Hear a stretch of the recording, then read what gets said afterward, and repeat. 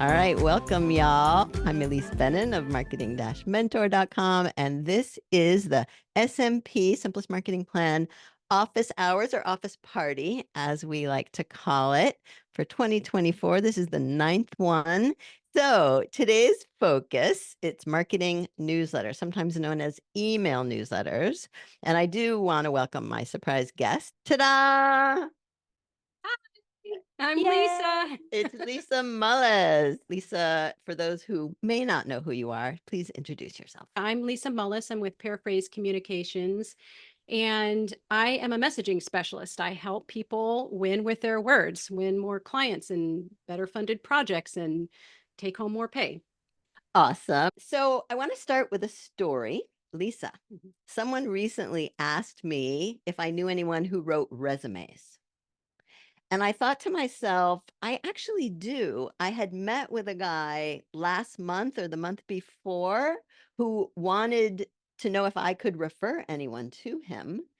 And we had a lovely meeting, but for the life of me, I couldn't remember his name. How the heck am I going to refer him if I cannot remember his name?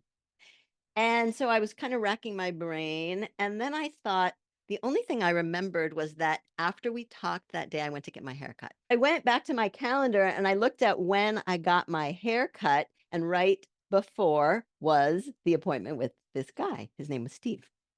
I thought, perfect. Now I can refer him. But it also made me think, like, I wish he had followed up, or I wish he had an email newsletter or some way to make sure I don't forget his name again, because I may.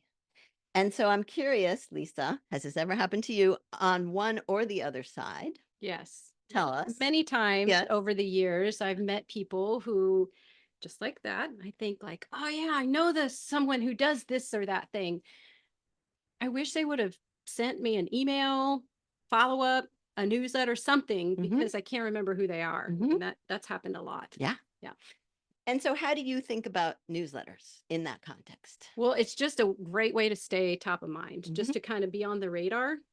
And do you think, like, you can send it too often? Because that's one of the reasons I think people don't do a newsletter Right. is like, oh, I don't want to annoy people. I don't want to bother them with Right. my newsletter. Right. No, I think it's really hard to send too often, especially like all of us in our, as service providers and things like that. I mean, I think you can get a lot of newsletters from retail, right? Like Yeah, they send every every day. day.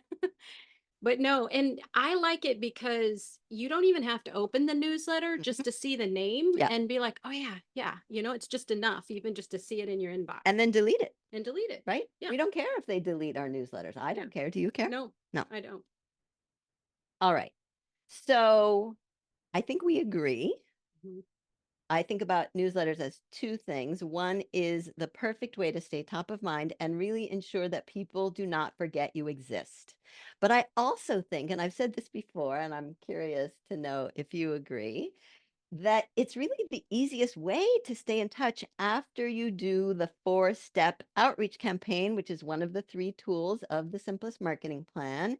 You do your 4 steps, and in the 4th one, you say, haven't heard back from you yet. I'm sure you're busy. I'm going to stay in touch with my newsletter unless I hear from you otherwise. And then you do, right? You explain that's so that we can perhaps work together and you don't forget about me. So I kind of think we solopreneurs, freelancers, people who run their own small businesses need a CRM, a customer relationship management system, if we've got a newsletter, because that's the purpose it serves. But I don't know, Lisa, do you agree?